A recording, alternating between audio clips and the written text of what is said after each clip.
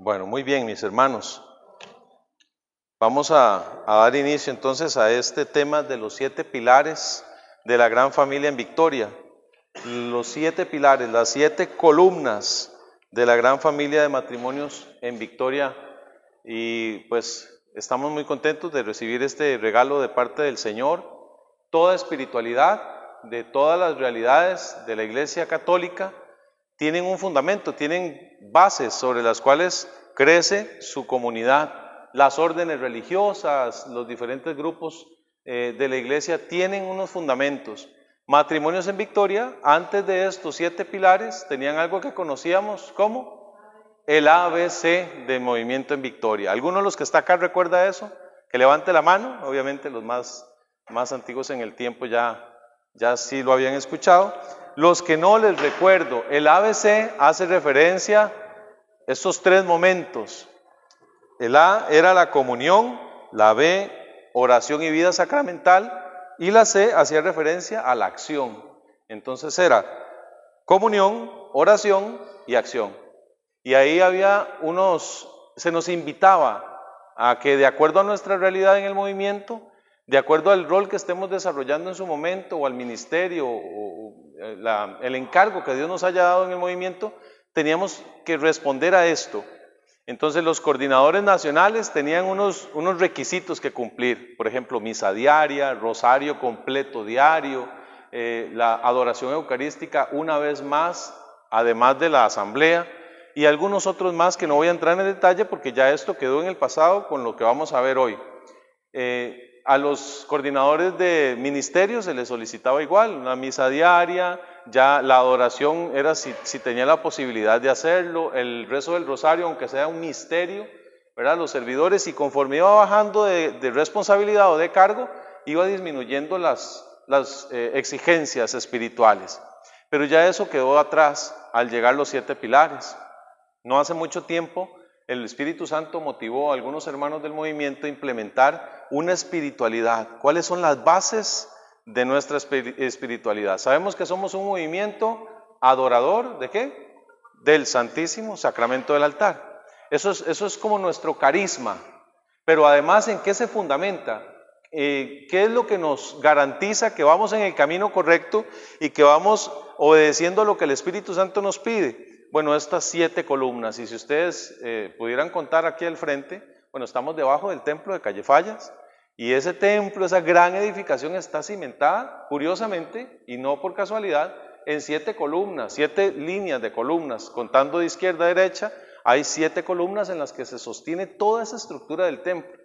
Si nosotros quitáramos las paredes, podríamos quitar ventanas, podríamos quitar puertas, el templo seguiría de pie. Pero si quitamos columnas, así sea de una por medio, ya empieza a falsearse. Por eso es que se ha denominado este tema o esta realidad los 7 pilares, los 7 columnas. Los pilotes son aquello que sostiene una estructura, que están cimentados sobre una base, y esa base definitivamente es la base apostólica o Jesucristo, que también es base y es piedra angular. Las edificaciones antiguas tenían forma de arco, y las columnas se iban edificando y tenían cohesión o trabación cuando se ponía la piedra en angular. Una piedra angular que va en el centro de la curva. Ese es Cristo, el que da soporte y también da firmeza a la estructura. Entonces, estas 7 columnas que hoy nos vamos a enfrentar, a conocer, este reto que vamos a tener de conocer los 7 pilares, tienen mucho que ver con nosotros. La palabra de Dios dice en San Mateo capítulo 7, 24, habla de la casa fundada sobre la roca. ¿Recuerdan esa parábola? Las 2 casas, la fundada sobre la roca y la fundada sobre la arena, reciben las mismas inclemencias del tiempo, reciben las mismas situaciones difíciles, pero evidentemente la que prevalece es la que está sobre la roca, la que tiene buenas bases. Ese es el movimiento en Victoria. ¿Por qué el movimiento ha crecido? ¿Por qué el movimiento se ha mantenido después de tantos años? ¿Por qué sigue creciendo más? Porque está sobre la roca de Cristo, porque Cristo es el centro. Puede estar mal la alabanza, puede estar la prédica mala, regular, o no tan preparada la persona que esté al frente, que estemos ahí delante, tal vez nos equivoquemos. Puede que la persona que esté en la oración de intercesión, pues también venga un poco con problemas, situaciones difíciles, pero al fin y al cabo el que está es Jesús, y con Él nos basta. Estando Cristo presente, todo lo demás viene por añadidura. Entonces, por eso el movimiento se ha sostenido. Ahí es donde vamos a ver esto. Y ustedes y yo formamos parte de esto. Anda la palabra de Dios y anda en la Biblia, ahí a mano. Bueno, pueden que vengan del trabajo y demás. Pero la palabra de Dios en Primera de Pedro 2, del 3 al 6, nos va a involucrar en esto. O sea, nosotros no es que somos espectadores de esto, nosotros somos partícipes de esta construcción. Somos parte de un cuerpo místico que llamamos iglesia, el cuerpo de Jesucristo, el cuerpo místico. Entonces, 1 de Pedro 2:4 nos dice: acérquense a él, piedra viva, desechada por los hombres, pero elegida preciosa ante Dios.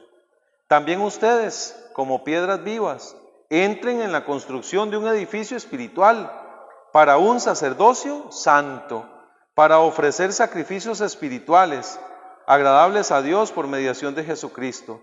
Pues está escrito: aquí que coloco en Sión una piedra elegida, angular, preciosa, y el que crea en ella no será confundido. Palabra de Dios. Te alabamos, Señor. Nosotros entonces somos parte de esta construcción que llamamos iglesia. Estamos en construcción y somos parte, somos piedras vivas, dice esta palabra que proclamamos. Entonces no nos sintamos ajenos a esto, como decir la iglesia, el obispo, el papa, el sacerdote, los coordinadores diocesanos. No, yo soy piedra viva, yo soy parte de esto. No estamos ajenos a eso. Entonces hay una llamada universal a lo que llamamos vocación universal, que es a la santidad. Santo es separado, elegido, escogido, seleccionado. Para que nosotros podamos construir esto, hemos sido seleccionados por Dios. Dios los tiene a ustedes acá, me tiene a mí acá, porque nos ha escogido de entre un montón para construir un ministerio, para construir primero familia, pero además para construir un ministerio, para construir una comunidad, para construir la iglesia de la mano con Cristo y el Espíritu Santo. Entonces hemos sido llamados escogidos. Colosenses 3:12 dice que como escogidos, amados, santos y amados de Dios. Así es que estamos escogidos, santos y amados de Dios. Orígenes, un teólogo de la iglesia primitiva, separaba a la población en dos grandes tipos de personas. Buenas noches, bienvenidos. En dos grandes tipos de personas o almas. Acá adelante hay campito también. Aquí pueden pasar por este lado, ahí, campito ahí. Dos grandes tipos de almas. Almas comunes. ¿Almas cómo? Bien fuerte para que se escuche. Almas comunes. Almas comunes y corrientes. Me refiero a comunes porque de estas hay muchas. Son más cantidad. Estas almas comunes son las que más abundan. Y pues posiblemente nunca se interesan por las cuestiones espirituales, viven solamente lo que el cuerpo pide, la carne, los impulsos, las necesidades corporales. Comunes, hay muchas. Estas piensan en lo inmediato, en lo material, en producir y consumir. Almas que no tienen que ver nada con la compasión, con la misericordia, almas que en la jungla de la vida se preocupan solo por sobrevivir ellas mismas. Almas comunes. Y además, estas almas comunes se vuelven conformistas, no se esfuerzan, tratan de estar en su zona de confort, no se esfuerzan más, no se comprometen tampoco. Y por otro lado están otro tipo de almas, que se llaman las almas selectas. Almas selectas y comprometidas. Selectas y comprometidas. Estas almas no solamente han sido seleccionadas por Dios, evidentemente estas son las menos. Si vemos la población que está acá comparada con la población que está afuera, la población común que tal vez no conoce esta realidad, somos menos en cantidad, pero más grandes en virtudes. El alma seleccionada tiene su mente pensando en lo eterno, en lo trascendental, no en lo inmanente, en el momento, sino en lo trascendente. Y esto es algo maravilloso porque ya no se piensa a sí misma solo como un cuerpo, que al fin y al cabo se lo comerán los gusanos, porque los que son comunes, los inmanentes, los que viven en el momento, Dicen, entonces mejor comamos y bebamos, porque si no, mañana moriremos. Hay que disfrutar el hoy, al cuerpo lo que le pida. De todas maneras, uno se muere y esto aquí acaba. O tal vez están pensando hasta en la reencarnación y otras cosas. Nosotros no. Las almas seleccionadas, los que Dios ha llamado a servirle, somos menos en cantidad, pero estas almas sí asumen el compromiso. Ustedes están acá después del trabajo, cansados, con hambre, están con ganas de llegar a casa, pero aún así tienen un compromiso. Han asumido una vocación, un llamado a servir, y por eso es que están acá, para recibir esta formación. Esto es de almas selectas.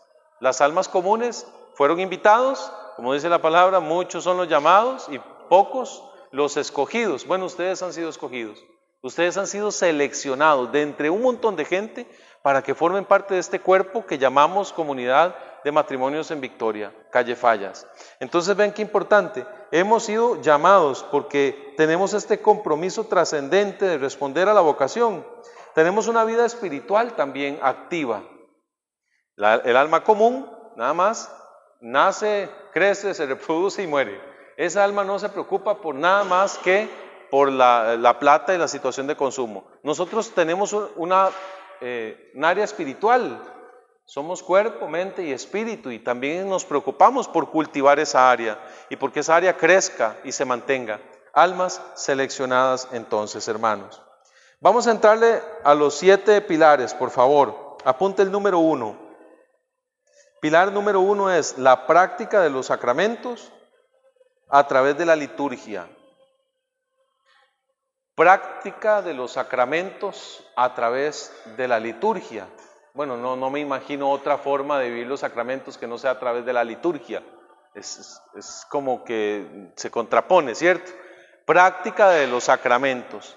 Y no solamente dice el estar o el conocer los sacramentos, sino es práctica, es llevarlo a la vida, hacerlo vida de los sacramentos.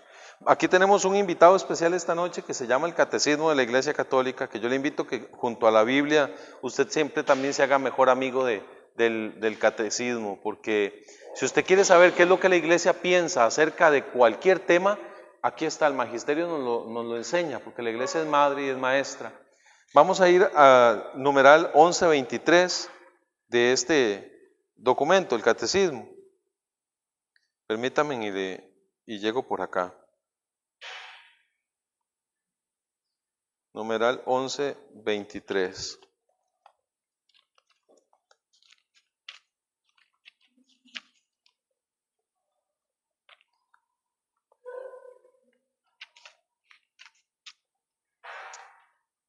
Nos dice el Magisterio, los sacramentos están ordenados ¿a qué? Escuchen, a la santificación de los hombres, a la edificación del cuerpo de Cristo y en definitiva a darle culto a Dios.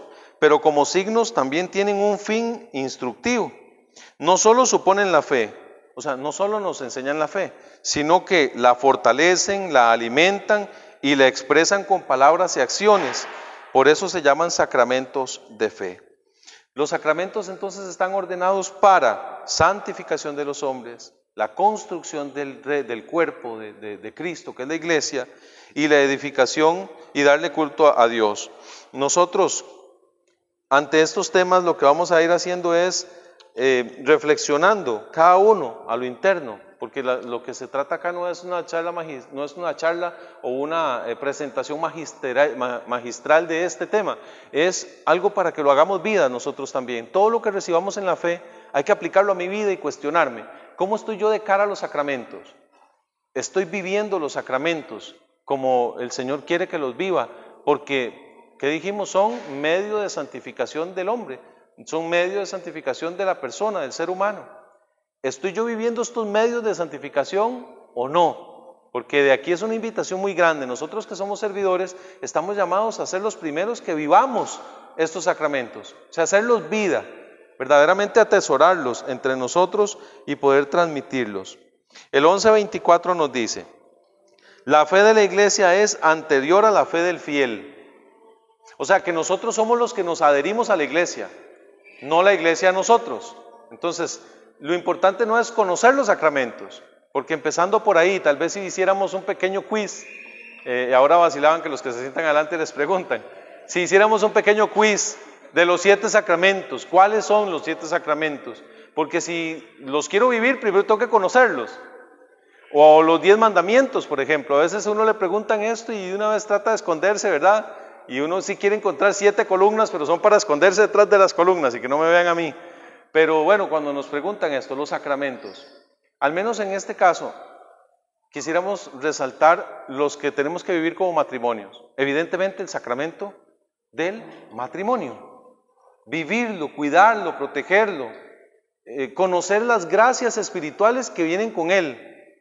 El por qué es diferente estar casado a estar juntado, a vivir en unión libre. El por qué es diferente no tener el auxilio de la gracia del sacramento del matrimonio que nos ayuda a llegar juntos hasta la vejez. ¿Por qué es que nos ayuda el sacramento del matrimonio? Entonces, qué bonito sería que empecemos a profundizar cada uno de nosotros. Nosotros tenemos un sacramento. El sacerdote es una persona que está consagrada a Dios, pero tú eres un consagrado, tú eres una consagrada, estás seleccionada y el amor de nosotros se sacramentalizó, se está haciendo santo. El amor de nosotros como esposos creció tanto que se convirtió en sacramento y esto ya es algo importante de reflexionar. Pero además de cada cuánto nos confesamos, hermanos. Según los mandamientos de la iglesia, que son 5, dice confesarse al menos una vez al año. Y en la cuaresma, ¿verdad? Y comulgar al menos una vez al año y por Pascua. Pero ¿cómo estará el alma de raquítica de quien comulga solo una vez al año? O de quien se confiesa solo una vez al año o en peligro de muerte, dice alguno. Que ahí sí llaman al sacerdote, ¿verdad? Que muchas veces ahí es donde viene el auxilio de la iglesia. Pero nosotros, ¿cada cuánto nos confesamos? ¿Cada cuánto comulgamos? Vamos a la Eucaristía y no comulgamos porque tal vez no estamos preparados. Ok, ya hay conciencia de que no puedo recibir el cuerpo de Cristo en pecado mortal porque me como y bebo mi propia condenación, pero ¿qué hacemos para regresar al estado de gracia?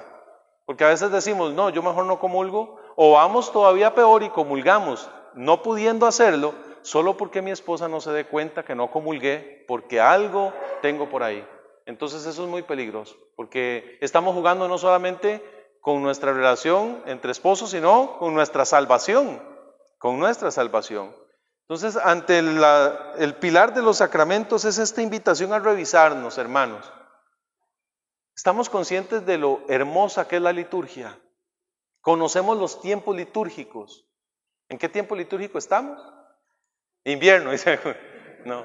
¿En qué tiempo? Tiempo ordinario, evidentemente. ¿Qué color lo acompaña?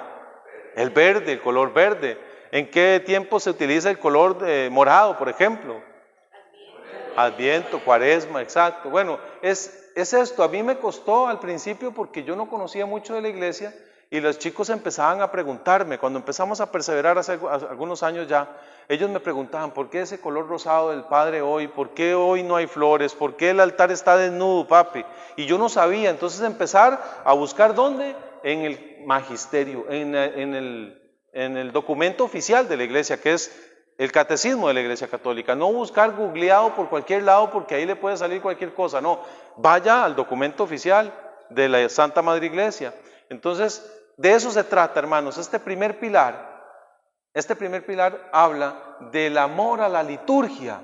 Es que si usted no siente que se le erizan los pelos cuando ve un bautismo, cuando alguien se está casando, cuando alguien está renovando sus votos ante el altar después de 40 o 50 años de matrimonio, usted tiene que sentir algo por dentro.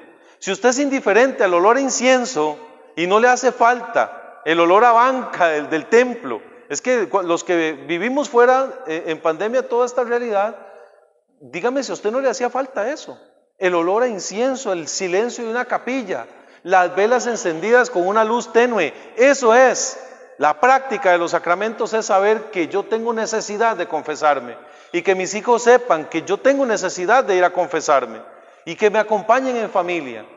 Estamos nosotros siendo transmisores de este regalo, este depósito de la fe. San Pablo le decía a Timoteo en algún momento que rogaba a Dios para que reavivara el carisma, esa gracia que recibió por la imposición de manos de parte del presbítero. que la cuidara, que se dedicara a ser modelo en la palabra, modelo en el testimonio, modelo en las acciones. Nosotros, hermanos, como servidores, en el movimiento en Victoria al menos, estamos llamados no solamente a conocer los sacramentos, sino a vivirlos, a vivirlos. Tenemos hijos sin bautizar, tenemos hijos sin hacer la confirma, jóvenes de nosotros que no han hecho confirma. ¿Y por qué no la han hecho? Es que no tengo tiempo, igual, es que yo creí que eso ya no era. ¿Cuándo la hacen? Cuando se van a casar, porque es un requisito. Entonces corra a hacer la confirma para que se pueda casar.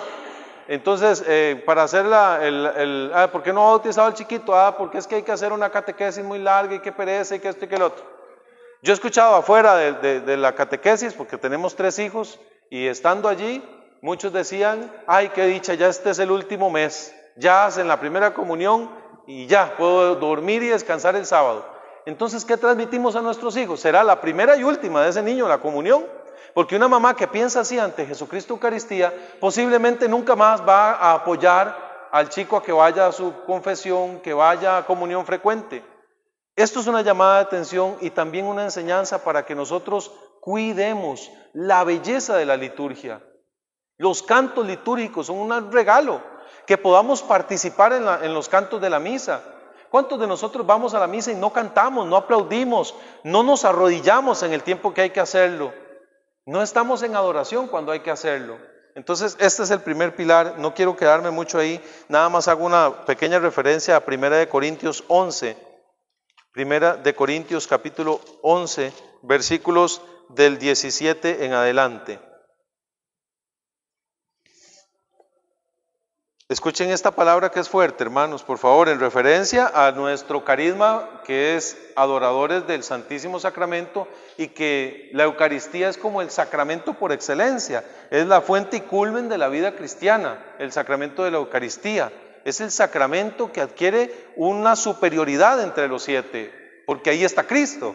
De eso vamos a hablar más adelante. Dice 1 Corintios 11, 17. Al darles estas disposiciones, no los alabo, porque sus reuniones son más para mal que para bien, pues ante todo oigo que al reunirse en la asamblea es convocación, congregación de personas, así es conocida la iglesia, asamblea de Dios. Hay entre ustedes divisiones, y lo creo en parte. Desde luego tiene que haber entre ustedes disensiones para que se ponga de manifiesto quiénes son los auténticos entre ustedes. Cuando se reúnen pues en comunión, eso no es comer la cena del Señor, para que cada uno se coma primero su propia cena, y mientras uno pasa hambre, el otro se embriaga. ¿No tienen casas para comer y beber? ¿O es que desprecian la iglesia de Dios y avergüenzan a los que no tienen? ¿Qué voy a decirles? ¿Alabarlos? En ese caso no los alabo. Versículo 28. Examínense pues cada cual y coma así del pan y beba del cáliz, pues quien come y bebe sin discernir el cuerpo, come y bebe su propia condena. Por eso hay entre ustedes muchos enfermos y muchos achacosos, y mueren, no pocos. Si nos juzgáramos a nosotros mismos, no seríamos castigados. Mas el ser castigados, somos corregidos por el Señor para que no seamos condenados con el mundo. Palabra de Dios.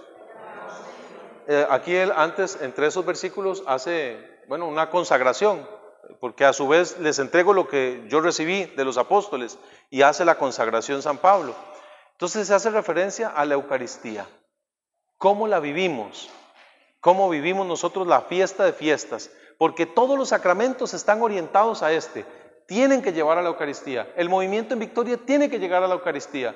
No puede ser que que lleguemos temprano a la asamblea y nos quedamos en el carro para que termine la misa y esperamos a que empiece la asamblea. Entonces hay gente que el esposo le dice a la esposa, ¿para qué vamos a ir a misa mañana? Usted sí que es fanática, ayer fuimos a la asamblea. Entonces fueron a la asamblea el viernes y no quiere ir a misa el sábado, o el sábado y no quiere ir a misa el domingo. Ponemos por encima de la Eucaristía a la asamblea de matrimonios, y esto es imposible de aceptar. Primero, sobre todo, está la Eucaristía, sobre todo, la vivencia de la acción de gracias. Entonces, ahí voy a dejar este pilar porque nos faltan todavía 6 más. Muy bien, hermanos. Vida de oración cimentada en la palabra de Dios. es el segundo pilar. Vida de oración, que esté basada, que se nutra de la palabra de Dios.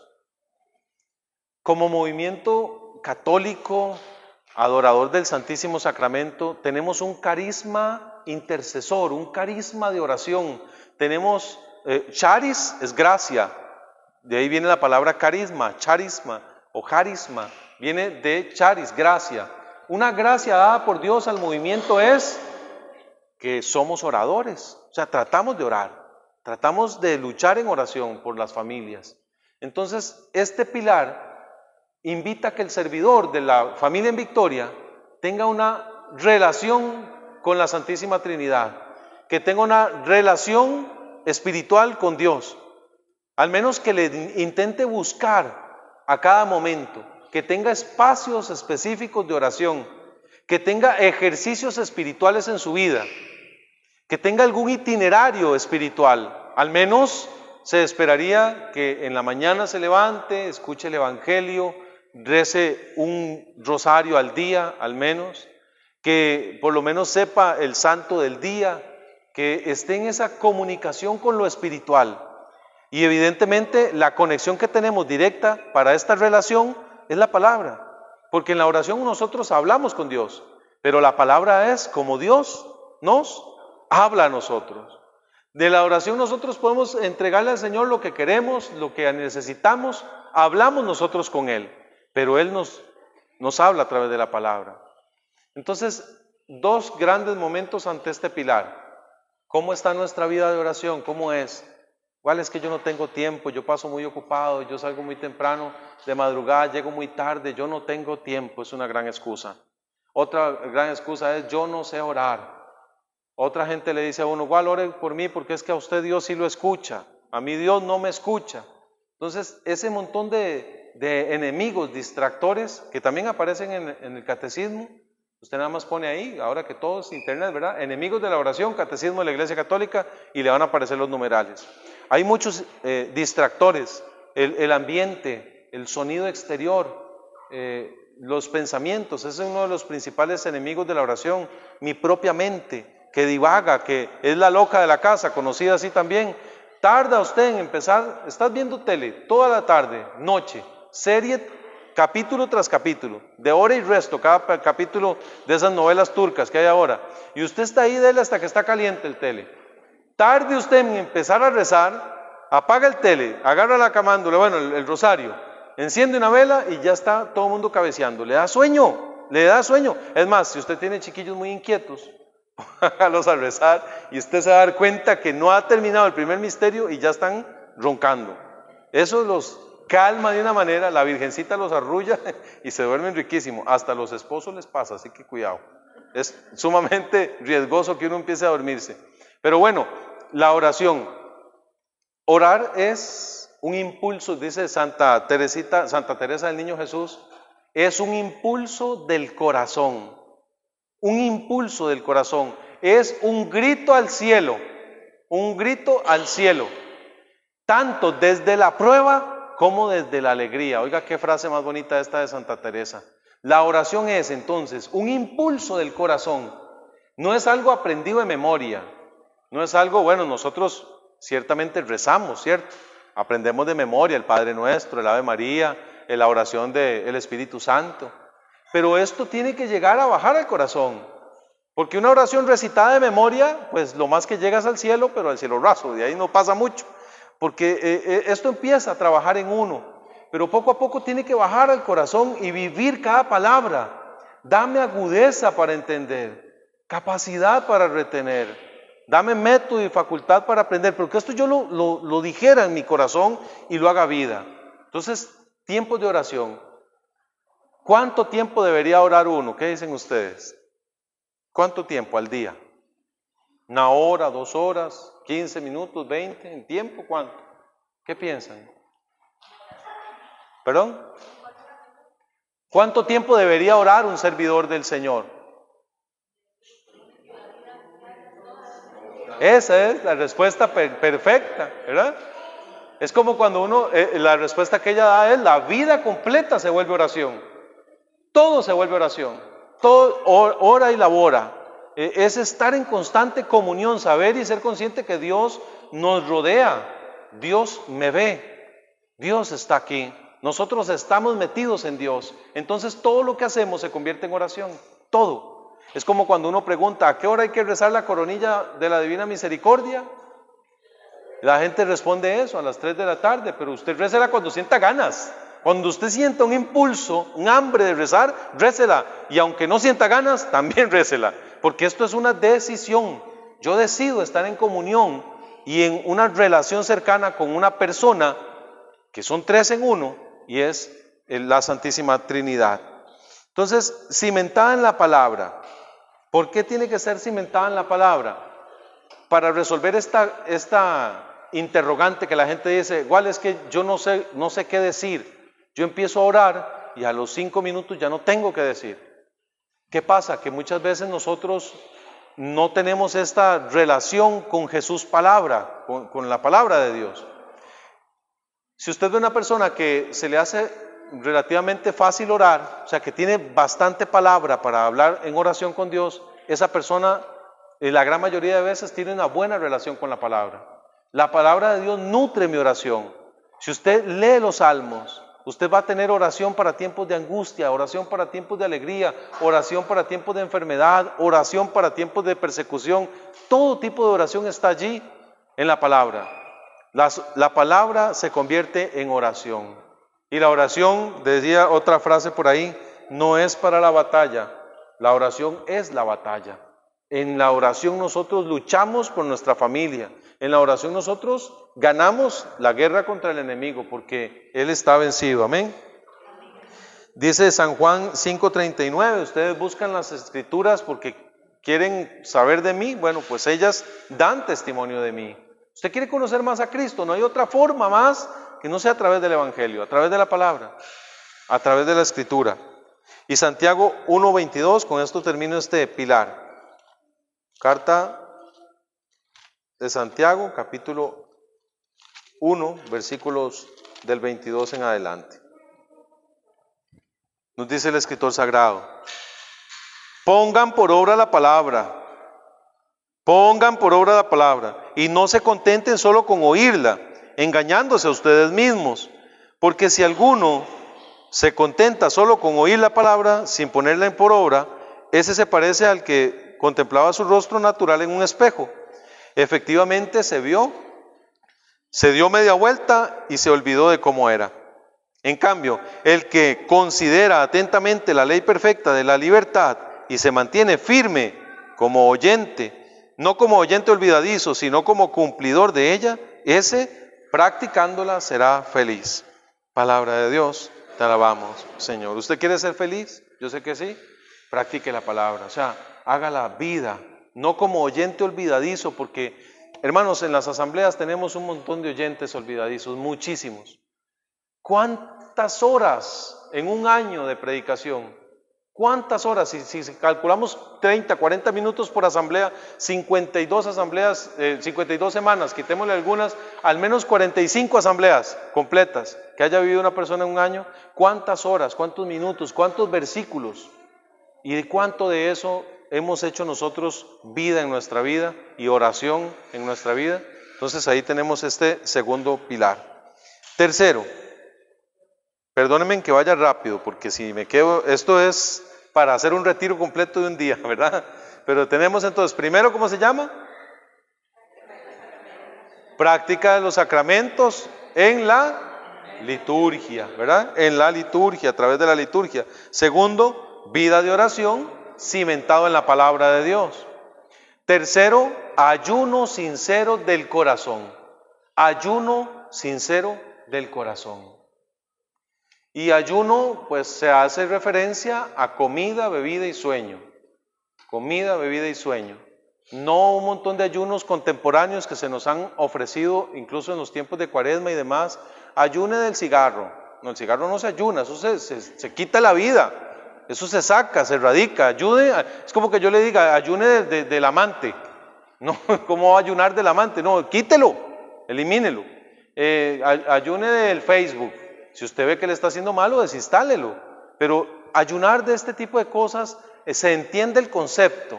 sí hay un pequeño sacrificio, hay una renuncia, pero el ayuno del corazón se hace referencia a comida, bebida y sueño. ¿Por qué sueño? Entra ahí en el juego. Porque hay gente que pues por un padecimiento físico no puede ayunar de comida, por ejemplo, porque iría en contra de su propio cuerpo, incluso sabiendo que le hace daño no comer, entonces no podría ponerse esa misma persona en riesgo. Entonces se pide que se levante más temprano a orar, que se levante más temprano o que se acueste un poco más tarde haciendo oración. Y la bebida, evidentemente, son cosas que necesitamos para vivir. Si no comemos, nos morimos. Si no bebemos, nos morimos más rápido. Y si no dormimos, mínimo nos volvemos locos, ¿verdad? Sin dormir uno empieza a estresarse. Entonces esto yo lo ofrezco al Señor. ¿Por qué? Porque doblegando mis instintos, mis necesidades, esforzándome contra estas inclinaciones de la carne, le estoy diciendo al mundo: no pasas. A la carne, detente allí. Y al espíritu, crecer, hacerlo crecer.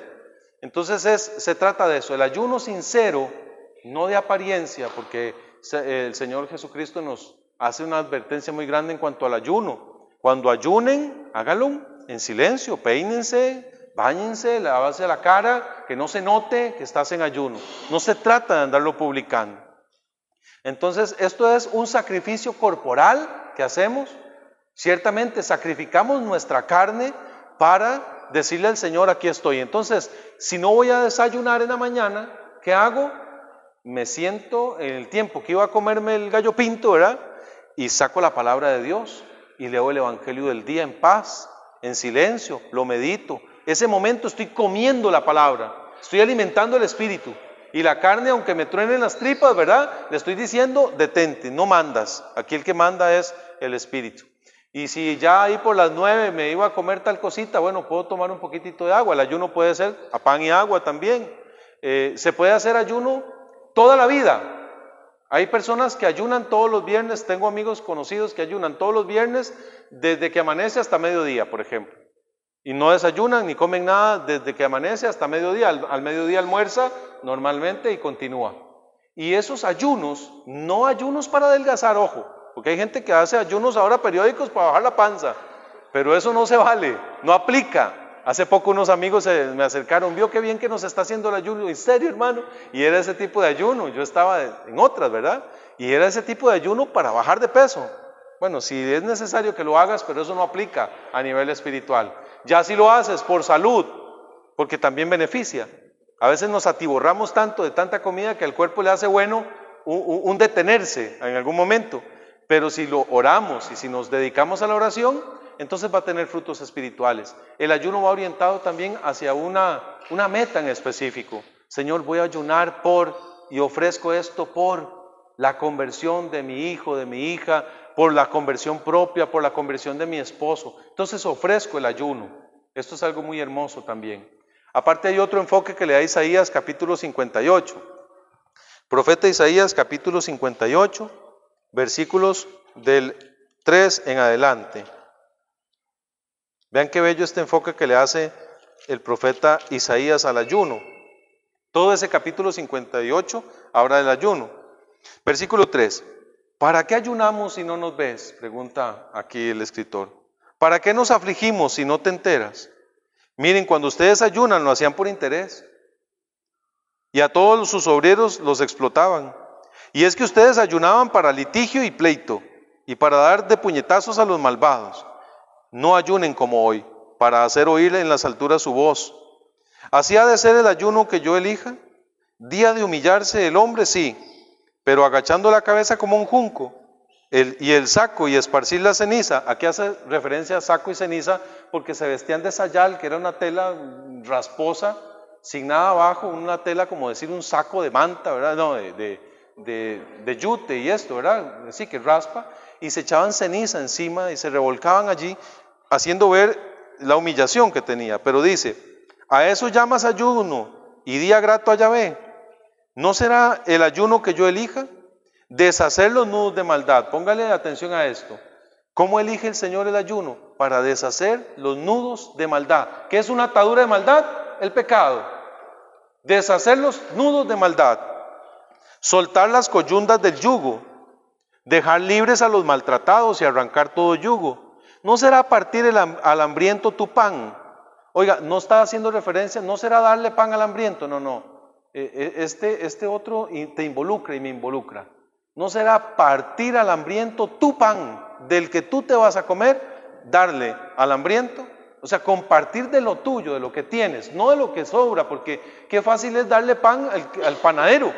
El panadero qué fácil le hace dar pan a los demás, porque tiene de sobra allí. Se le pone malo más bien. Entonces el que tiene mucha plata igual, el que tiene mucha ropa igual, no siente el dolor. Es dar de lo que nosotros tenemos. Ese es un ayuno que Dios pide. Que cuando veas al desnudo lo cubras y de tu semejante no te apartes. Escuche los frutos a partir del versículo 8 en adelante. Entonces brotará tu luz como la aurora y tu herida se curará rápidamente. Te parecerá tu justicia, la gloria de Yahvé te seguirá. Entonces clamarás y Yahvé te responderá. Aquí tiene que ver más con lo que nos damos, desprendernos. Ahí siguen un montón de promesas lindísimas. Isaías 58, del 1 al 12. Es este tema sobre el ayuno que a Dios le agrada. Es desprendernos, darle vestido al que está desnudo, nuestro vestido al que está desnudo. El hambriento, darle de lo nuestro también, compartir que nos duela a nosotros también. Ok, hermanos, vamos al número 4 de estos pilares. Ya vamos un poco más allá de la mitad. El cuarto es directo y sencillo, yo creo que aquí no hay que profundizar mucho, aunque es la médula de nuestro movimiento, y es la adoración eucarística. Adoración eucarística es el cuarto pilar del movimiento en Victoria. La adoración eucarística, como vimos antes, bueno, les voy a dar unos números del catecismo de referencia para que ustedes los aborden y los que están viendo el video después también los puedan revisar. El numeral 1373 hasta el 1381.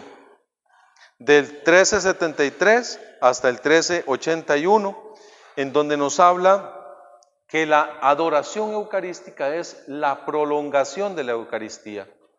La adoración eucarística es la extensión de la Eucaristía. Y esto está desde el inicio de la iglesia. En los primeros lugares de celebración eucarística, aquellas catacumbas, ¿recuerdan? Donde se metían los cristianos a celebrar la Eucaristía. Allí había un altar y allí se han encontrado imágenes pintadas en las paredes de Jesucristo, el buen pastor, etc. Y también en esos lugares se han encontrado unos pequeños huecos en la pared, que era donde guardaban la reserva. ¿Se le hace familiar esta palabra? La reserva. Era lo que quedaba de la Eucaristía, de aquellos cristianos que celebraban allí, lo guardaban en ese lugar para después llevarlo a los enfermos, a los otros cristianos que estaban escondidos en otros lugares y que pudieran participar de la acción de gracias del Señor. Entonces, desde el principio, la iglesia ha procurado que este santo alimento llegue a todos sus miembros, y como quedaba allí, se empezó a manifestar lo que llamamos adoración eucarística, que era la custodia, el cuidado que la iglesia le tenía a estas especies consagradas, porque ya eran conscientes que allí no había pan, sino que estaba el cuerpo del Señor, que estaba la sangre del Señor. Y de hecho, por eso es que no se reserva la sangre del Señor, porque ellos evitaban que hubiesen derrames de la sangre del Señor allí. Para transportarla a los enfermos era más peligroso o más fácil que se derramara la sangre del Señor. Entonces por eso se reserva solo la especie del pan o el cuerpo consagrado de Cristo. Y a nosotros ha llegado este regalo de ser adoradores del Santísimo Sacramento del altar. Entonces, primero, ser conscientes que a la Eucaristía se le debe un respeto. Por ejemplo, cuando se está consagrando, nosotros estamos de rodillas. Y si no puedes de rodillas porque tienes algún padecimiento físico, al menos de pie, o estás sentado con una actitud reflexiva, si es que no puedes permanecer de pie, pero al menos de pie, y hacer los gestos, inclinar la cabeza, estar en un momento de oración con el Señor, tanto antes, durante la consagración, como en el momento de la comunión. Vamos, le recibimos, si es posible en la boca, para evitar también tanto contacto, pero si lo tienes que recibir en tu mano, de la manera correcta, no es la mano izquierda, la mano derecha por debajo, tomar al Señor delante del ministro, comulgar allí. Parece que estamos dando clases de catequesis, pero es que yo he visto hermanos que en medio de las asambleas terminan de comulgar y se sacuden la mano o que no saben con qué mano le ponen aquí, entonces se la llevan con la misma mano izquierda y no toman al Señor de la manera correcta. Entonces, aunque pareciera esto un poco devolvernos a la catequesis, es importante, hermanos, es importante, porque allí en cada partícula está todo Cristo, está todo el Señor, en cada partícula eucarística está el Señor. Entonces, bueno, en la misa eso, saber ubicar al Señor, en dónde está el Santísimo Sacramento reservado. Evidentemente hay una lamparita con una lucecita roja o una vela encendida en el altar. Entonces, cuando vamos a alguna comunidad, a algún templo o que estuviésemos en el nuestro, evidentemente está en la capilla del Santísimo Sacramento reservado, pero hay templos, capillas en donde no lo ubicamos fácil, es buscarlo y saludar al Señor. Si está reservado, una rodilla al piso, una genuflexión se llama, llevar una rodilla al piso cuando está reservado, saludando al Señor cuando entramos a su casa, al templo. 2 rodillas al piso siempre que esté expuesto. Y si pasamos delante del altar donde está el Señor, las veces que pasemos, seamos conscientes que allí está la presencia del Señor. Un momento pequeño, una pequeña inclinación y continuamos. Porque a veces estamos decorando un altar, a veces estamos moviendo una cosa y otra y aquello es un mercado y no tenemos el debido respeto que allí está el Señor. Entonces esto es nada más para hacer referencia a eso. ¿Cuántas veces anhelamos estar con Él? ¿Cuántas veces nosotros agendamos una cita con el Señor? Que decimos, hoy quiero pasar donde Jesús, cuando voy para el trabajo, cuando vengo del trabajo. ¿Cuántas veces hemos llevado a nuestros hijos y decirles, ahí está el Señor? ¿Realmente somos conscientes de que en esas especies está Cristo? Es que no lo representa, ahí está. Y tenemos que tener esa conciencia, mis hermanos amados, porque si no, estamos lejos de que se cumpla en nosotros lo que decía San Juan 4:22. San Juan 4:22, hay una advertencia del Señor diciéndole a la samaritana, ustedes adoran lo que desconocen, nosotros adoramos lo que conocemos. O sea que en nuestras asambleas hay gente que adora en la intercesión lo que desconoce, no sabe que allí está el Señor. Se han visto casos extremos hasta de gente viendo, qué sé yo, redes sociales, mientras está el Santísimo expuesto.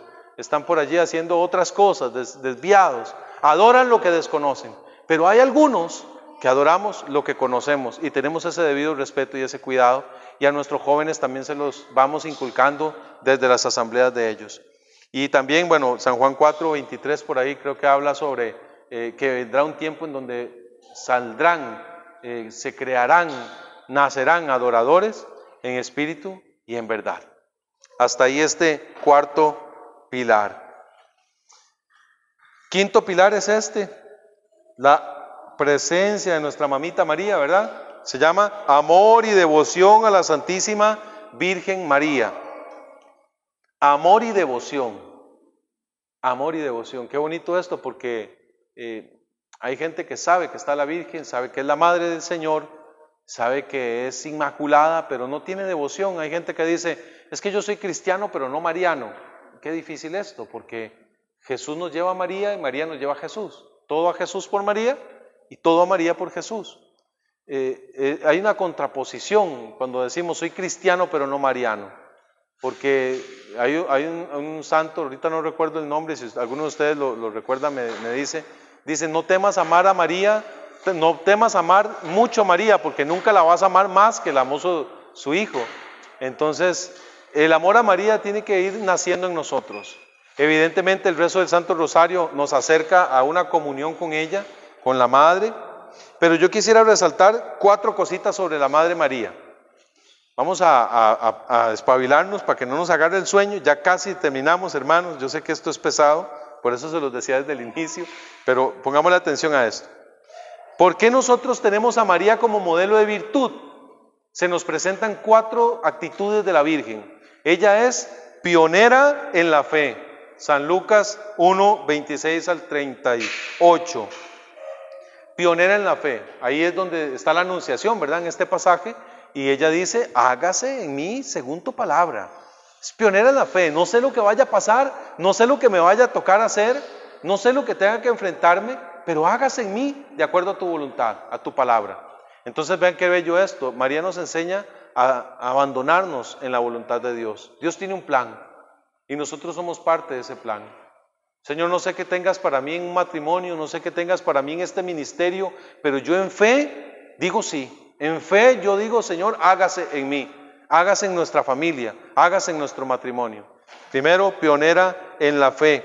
Ella le entrega lo que sabía, o sea, sus pensamientos, lo que quería, sus deseos, y lo que tenía, todos sus bienes. Esto es lo que nos enseña María como pionera de la fe: entregar lo que queremos, lo que deseamos y lo que tenemos. Nuestros pensamientos, nuestros deseos y nuestros bienes, todos se lo entregamos a Él, al Señor. Él sabe qué hacer con esto y Él sabe lo que más necesitamos. Segunda de estas meditaciones de María es que es pionera en el servicio, pionera como servidora. La primera servidora del Señor Jesucristo es su madre. Ella no solamente lo recibe, sino que lo que recibe lo comparte. O sea, sale de sí, se incomoda.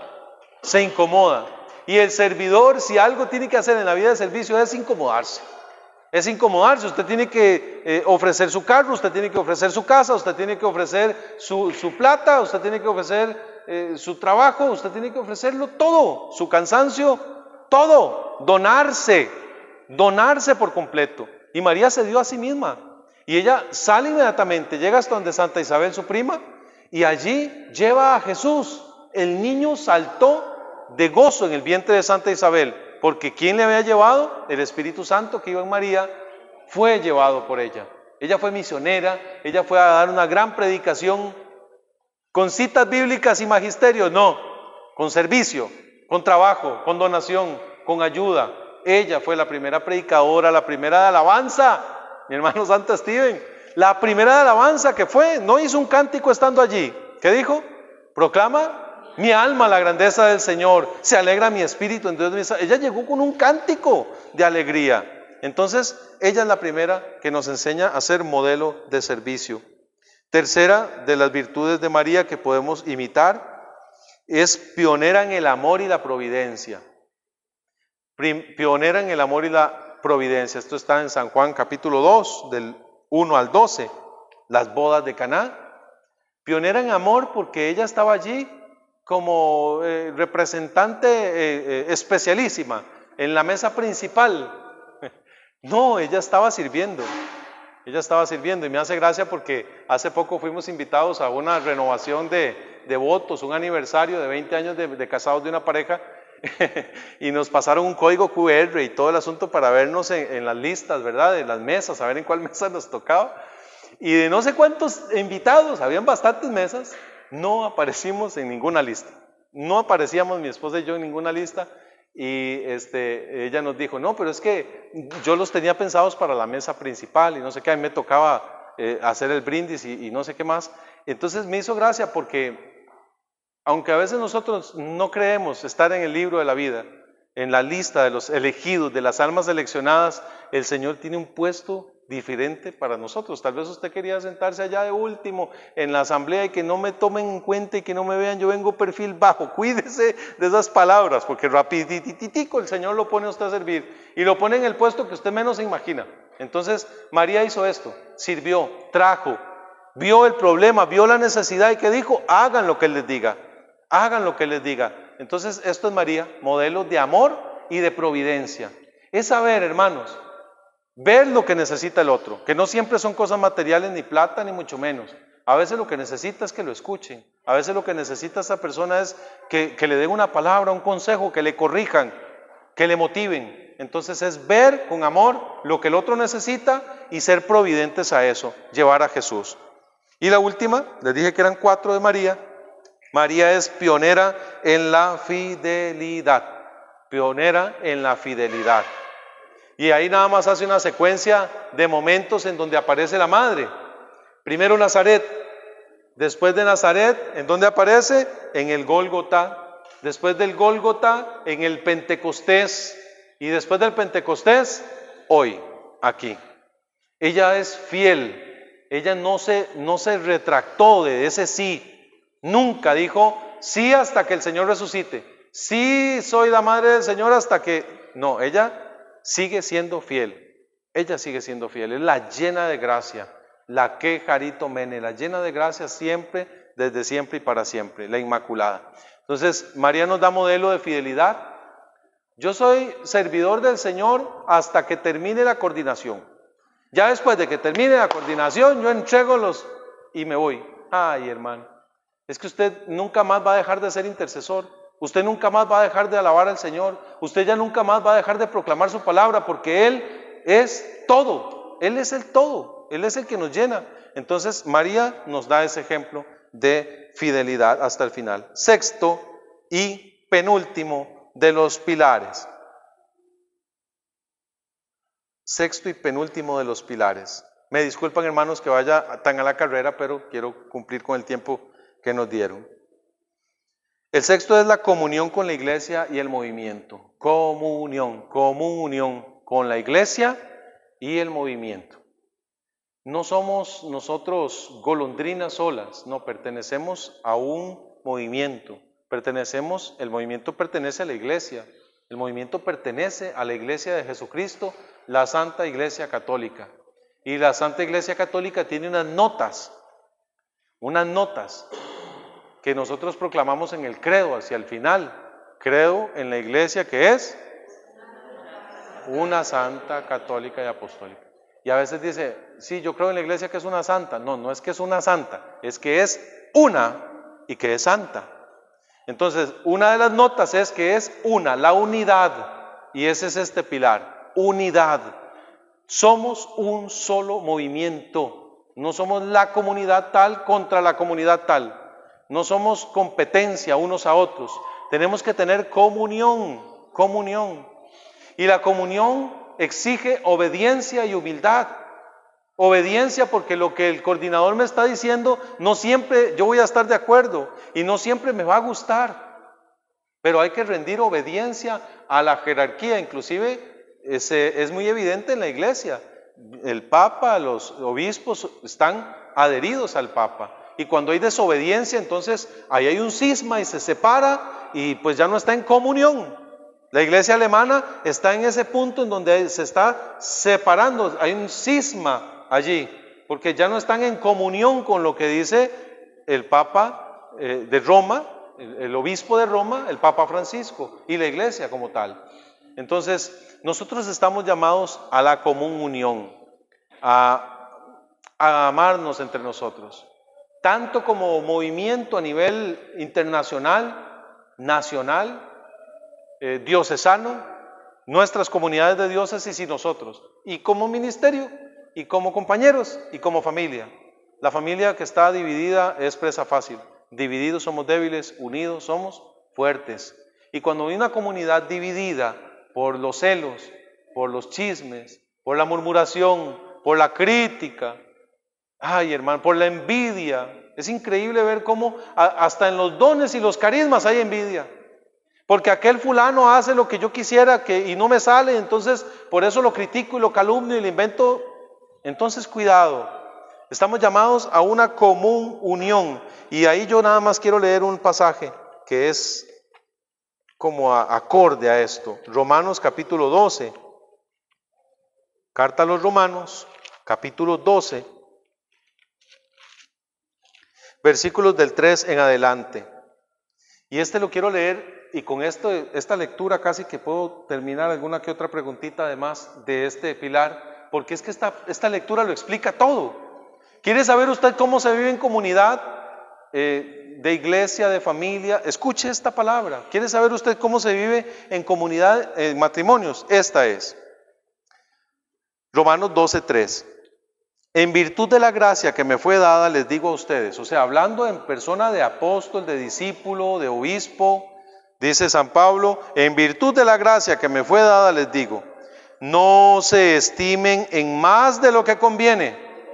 Esto también es importante porque se habla mucho de la crítica y de que le serrucho el piso y de que no lo quiero y que me cae mal, pero aquí dice, no se estimen en más de lo que conviene. ¿Por qué? Porque hay más de uno que le gusta sobarle la levita al padre, y hay otro que le gusta alabar a fulano de tal cuando viene, o al otro por allá, y ponerle una alfombra roja para que pase aquel. Entonces los aduladores son muy peligrosos para el que es adulado como para ellos mismos. Entonces dice acá, más de lo que conviene, tengan más bien una sobria estima según la medida de la fe que otorgó Dios a cada cual.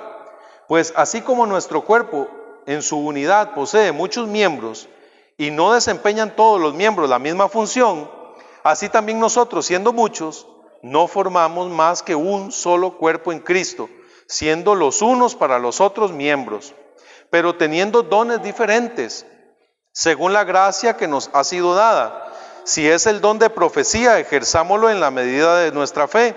Si es el de ministerio, en el ministerio. La enseñanza, enseñando. La exhortación, exhortando. El que da, con sencillez. El que preside, con solicitud. El que ejerce la misericordia, con jovialidad. Ojo a partir del 9, aquí se pone caliente esto. Su caridad, su amor, sea sin fingimiento, detestando el mal, adhiriéndose al bien, amándose cordialmente los unos a los otros, estimando en más cada uno al otro, con un celo sin negligencia, con un espíritu fervoroso, sirviendo al Señor. ¿Sirviendo a quién? Al Señor, con la alegría de la esperanza. Escuche cómo, constantes en la tribulación, perseverantes en la oración, compartiendo las necesidades de los santos, practicando la hospitalidad. Bendigan a los que los persiguen. Bendigan, no maldigan. Alégrense con los que se alegran. Lloren con los que lloran. Tengan un mismo sentir los unos para con los otros, sin complacerse en la altivez, sino atraídos más bien a lo humilde. No se complazcan en su propia sabiduría, sin devolverle a nadie mal por mal, procurando el bien ante todos los hombres, en lo posible y en cuanto a ustedes dependa, en paz con todos. No tomando la justicia por cuenta suya, queridos míos, dejen lugar a Dios, porque dice, mía es la venganza y yo daré el pago merecido, dice el Señor. Antes, al contrario, si tu enemigo tiene hambre, dale de comer, y si tiene sed, dale de beber. Haciéndolo así, amontonarás ascuas o riquezas sobre su cabeza. No te dejes vencer por el mal, antes vence el mal con el bien. Palabra de Dios. Es un poco larga esa cita que he leído para que ustedes la dijeran después, pero allí viene todo lo que es la comunión. ¿Usted quiere saber cómo es la comunión de la iglesia? Repásese esa escritura que les acabo de entregar por ahí. Adicional a esa, Efesios 4, todo el capítulo, para que lo tengan pendiente ahí. Si quieres llegar rápido, vaya solo. Si quieres llegar lejos, vaya acompañado. Último pilar. Imitar la vida de los santos. Imitar la vida de los santos. Es importante este pilar, ¿por qué? Porque hay varias frases que hablan de esto. Hay una que dice, no existe santo sin pasado, ni pecador sin futuro. Hay otra frase que dice, la iglesia no es un museo de santos, sino un hospital de pecadores. Oiga qué bonita esa frase. La iglesia no es un museo de santos, sino es un hospital de pecadores. Y como pecadores todos tenemos la posibilidad, somos santos en potencia. Todos nosotros como pecadores somos santos en potencia. Y si usted quiere ver la palabra santos en la Biblia, porque mucha gente dice es que los santos los inventó la iglesia, esa frase o de todas las primeras versículos o saludos de las cartas del apóstol Pablo, todas ellas, ahí habla a los santos, a los santos que se reúnen a los santos les envía un saludo. Salúdense entre ustedes con el beso santo, también dice el apóstol San Pablo. Entonces nosotros estamos llamados a la santidad. Así arrancamos y así terminamos. Estamos llamados a llegar a ser santos. Y qué bonito es cuando podemos poner la mirada en personas, hombres y mujeres, iguales que nosotros en todo, hermanos. Iguales que nosotros en todo, incluso han cometido hasta más pecados que muchos de nosotros, algunos de estos que han llegado a los altares. Y son gente ordinaria que ha hecho cosas ordinarias de manera extraordinaria. ¿Cómo? Con la ayuda de la gracia, porque fueron abocados a la oración, amantes de la Virgen María, Vea todas las imágenes del Santo Padre Pío que tiene en su hábito, un rosario guindando allí. Más de unos tienen en sus manos el rosario. Más de uno aparece por allí siempre con un crucifijo. Y no todos tenían que ser religiosos. Vean el caso de San Martín de Porres, por ejemplo, que una persona que no lograba ser sacerdote, pero todos los carismas extraordinarios que el Señor le regalaba. Por ejemplo, San Felipe Neri, que fue conocido como el catequista de Roma. Oiga, 40 años sin ser sacerdote, fue el mejor catequista de Roma. 40 años catequizando. Hizo una revolución en la iglesia con su evangelización. Incluso en un momento él sintió que su corazón se le inflamaba de amor, y cuando murió tenía la caja torácica más grande de lo normal.